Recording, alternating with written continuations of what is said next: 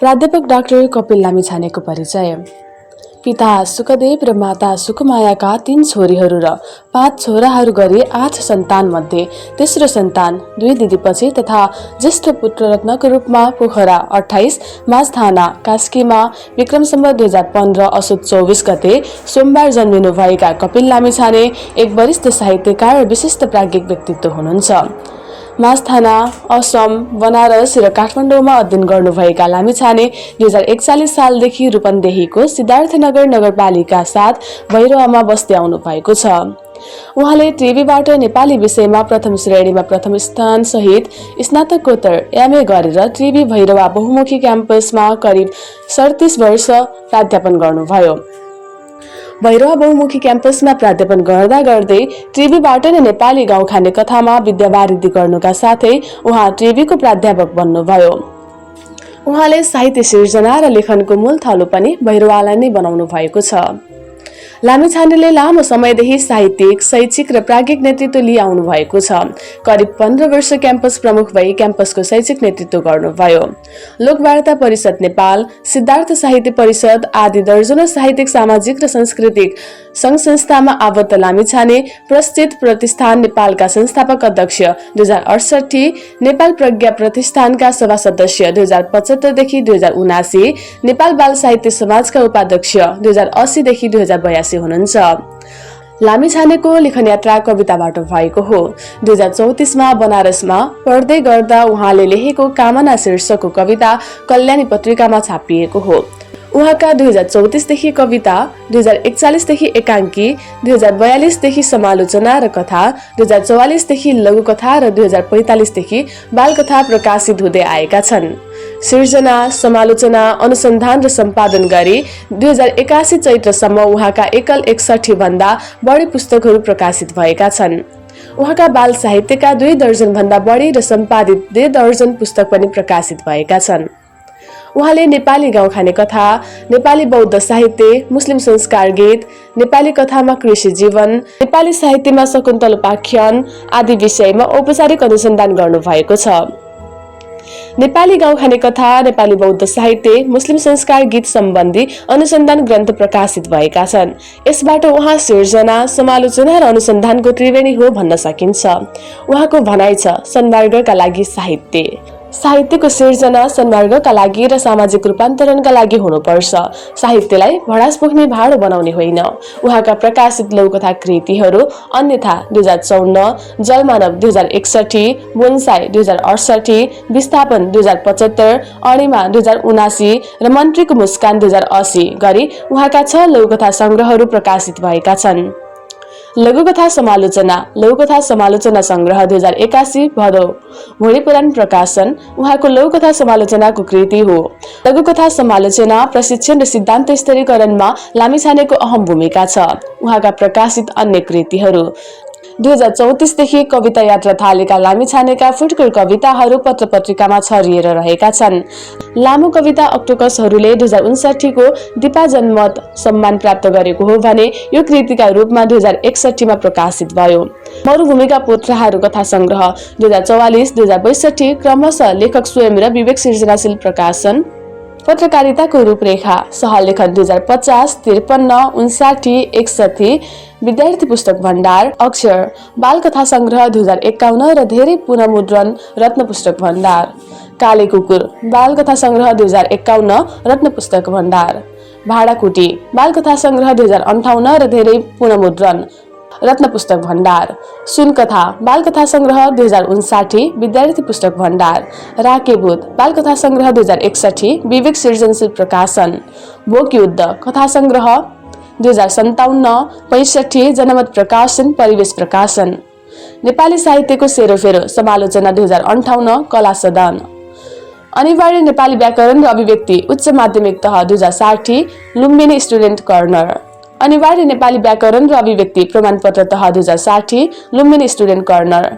म्याउ म्याउ बिरालो बालचित्रकथा 2060 नेपाली र अंग्रेजी भाषामा रुम टु रिड।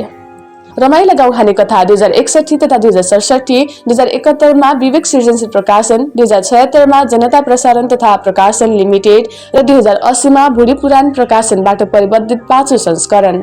अक्टोपसहरू लामो कविता 2061 विवेक सृजनशील प्रकाशन।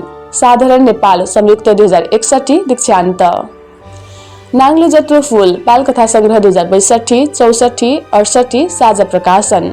रमाइला केही कथा बाल लोक कथा 2063 विवेक सृजनशील प्रकाशन। दशैं पिङ र हात्ती बालकथा संग्रह 2063 रत्न पुस्तक भण्डार।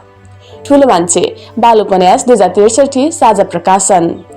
मुसाको बस्ती बाल उपन्यास 2064 विवेक सृजनशील प्रकाशन। नेपाली लोकगाथाको अध्ययन समालोचना 2064 साझा प्रकाशन। हाम्रा गाउँ खाने कथा चित्रकथा 2066 2080 बाल संसार प्राली। कपिल लामिछानेका बालकथाहरू 2066 र पुनर्मुद्रण 2067 विवेक सृजनशील प्रकाशन। कर्मले बने बुद्ध चित्रकथा 2067 र केही पुनर्मुद्रण बाल संसार प्राली। साथी कछुवा चित्रकथा 2067 र धेरै पुनर्मुद्रण बाल संसार प्राली। भरि भयो बकारी चित्रकथा 2068 रुम टु रिड। नेपाली लोकगीतको अध्ययन समालोचना 2068 विवेक सृजनशील प्रकाशन। नेपाली गाउँ खाने कथाको अध्ययन समालोचना 2068 विवेक सृजनशील प्रकाशन। समालोचनाको सोपान समालोचना 2068 जुही प्रकाशन। आउ साथी गाउँ खाने कथा चित्रकथा 2069 अमरावती प्रकाशन। समीक्षा सिद्धान्त र समीक्षाहरू समालोचना 2069 दियो प्रकाशन। नेपाली उखान र टुक्काको अध्ययन समालोचना 2069 विवेक सृजनशील प्रकाशन। हरियो वन बाल चित्रकथा 2069 रुम टु रिड। कौवा किन कालो चित्रकथा 2070 विवेक सृजनशील प्रकाशन। वाइ द क्रो इज ब्ल्याक 2070 विवेक सृजनशील प्रकाशन। घुम्न जाउँ दोलखा चित्रकथा 2070 बाल संसार प्राली। सिद्धार्थको धन बालकथा संग्रह 2072 विवेक सृजनशील प्रकाशन। काग र रोटी चित्रकथा 2071 साझा शिक्षा ई पार्टी। काग र भ्यागुता चित्रकथा 2072 बाल संसार प्राली। अपु.com चित्रकथा 2074 जनता प्रसारण तथा प्रकाशन लिमिटेड। विस्थापन लघुकथा संग्रह 2075 जनता प्रसारण तथा प्रकाशन लिमिटेड। नेपालका प्रदर्शनकारी कला प्रदेश नम्बर 5 सहलेखन 2074 नेपाल संगीत तथा नाट्य प्रज्ञा प्रतिष्ठान। बास र चङ्गा चित्रकथा 2075 बाल संसार प्राली। जगदम्बा नेपाली साहित्यको बृहत इतिहास सहलेखन दोस्रो थेली 2076 कमलमणि प्रकाशन लपु। लोक साहित्य सिद्धान्त 2077 नेपाल प्रज्ञा प्रतिष्ठान। प्रगतिशील साहित्यको इतिहास सहलेखन 2078 प्रगतिशील लेखन संघ काठमाडौँ।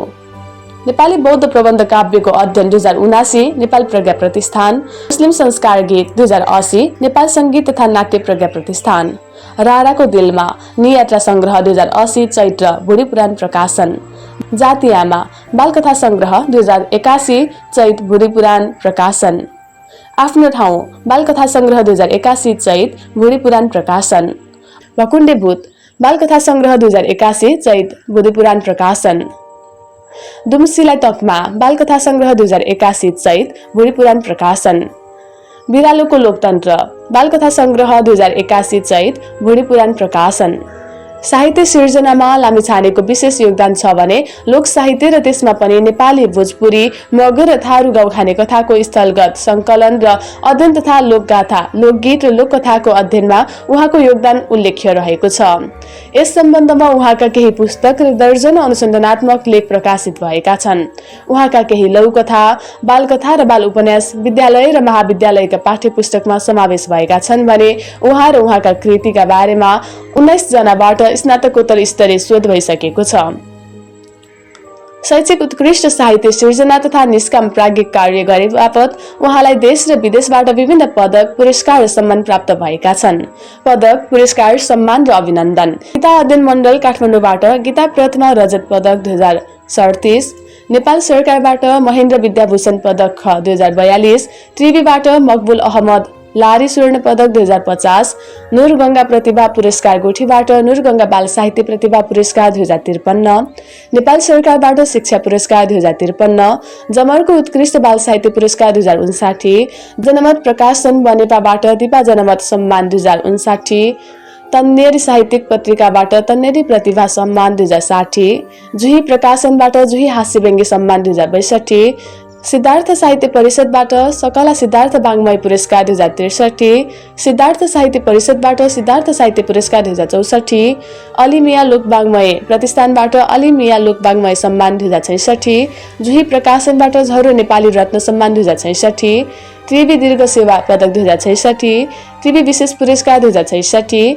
दोभान साहित्यिक पत्रिकाबाट दोभान साहित्यिक प्रतिभा सम्मान 2066, तन्नेरी साहित्यिक पत्रिकाबाट निर्मला देवी गौतम साहित्य पुरस्कार 2067, बागलुङबाट जगत चन्द्र विद्युत वृत्ति सम्मान 2068, वाणी प्रकाशनबाट विष्णुमाया हरिनारायण श्रेष्ठ स्मृति बाल साहित्य सम्मान एवं पुरस्कार 2069, नेपाल सरकारबाट नेपाल विद्याभूषण पदक 2070, नेपाली लोकवार्ता तेस्रो राष्ट्रिय संगोष्ठी धनगढीबाट अभिनन्दन 2070, सुदूरपश्चिमाञ्चल साहित्य समाज धनगढीबाट सम्मान तथा अभिनन्दन 2070, वैद्यनाथ क्षेत्र विकास संस्था अछामबाट अभिनन्दन 2070, महाकाली साहित्य संगम कञ्चनपुरबाट सम्मान 2070, काशी हिन्दू विश्वविद्यालय हिन्दी विभाग बनारसबाट सम्मान सन् 2014, नई प्रकाशनबाट नई धनरू पुरस्कार 2070 फागुन 22, नेपाल सरकारबाट भाषा साहित्यतर्फको राष्ट्रिय प्रतिभा पुरस्कार 2071, नेपाल सरकारबाट भानुभक्त स्वर्ण पदक तथा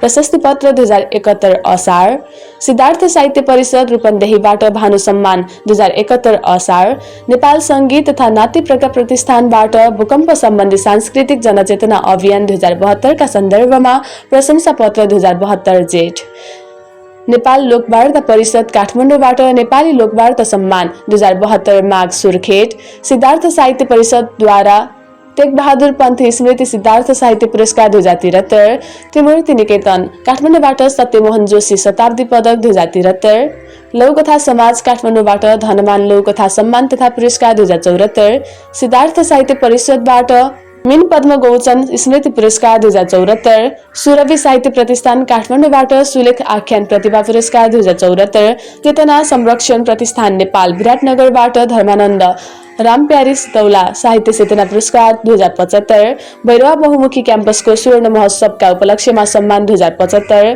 त्रिवी प्राध्यापक संघको एकाइबाट भैरवा बहुमुखी क्याम्पसको स्वर्ण महोत्सवका उपलक्ष्यमा सम्मान 2075, क्याम्पसबाट अटुट रूपमा प्राध्यापन गरी क्याम्पसको भौतिक तथा शैक्षिक उन्नयनमा पुर्याएको योगदानका निम्ति भैरवा बहुमुखी क्याम्पसको स्वर्ण महोत्सवका उपलक्ष्यमा सम्मान 2075, लामिछाने बन्धु समाज पोखरा महानगरपालिका 28 माझथानाबाट विद्यावारिधि गरी भाषा साहित्य र लोक साहित्यको प्रवर्धनमा उल्लेख्य योगदान गरी लामिछाने कुलको प्रतिष्ठा बढाएकोमा विशिष्ट कुल दीपक सम्मान 28 फागुन 2076, लुम्बिनी बचत तथा ऋण सहकारी संस्था बुटोलबाट लुम्बिनी साहित्य पुरस्कार 2077, भेरी साहित्य समाज बाँकेबाट लक्ष्मीमा शेरबहादुर राणा भाटी स्मृति सम्मान 2077, राप्ती साहित्य परिषद जिल्ला शाखा रुकुम पश्चिमबाट सम्मान 2078, मनमुक्त मानव मेमोरियल ट्रस्ट नारनौर हरियाणा भारतबाट विश्व साहित्य सेवी सम्मान अक्टोबर 2022 असोज 2079, सृजनशील साहित्यिक समाज भैरवाबाट सृजनशील श्री फाइनेन्स साहित्यिक पुरस्कारबाट सम्मानित 2079,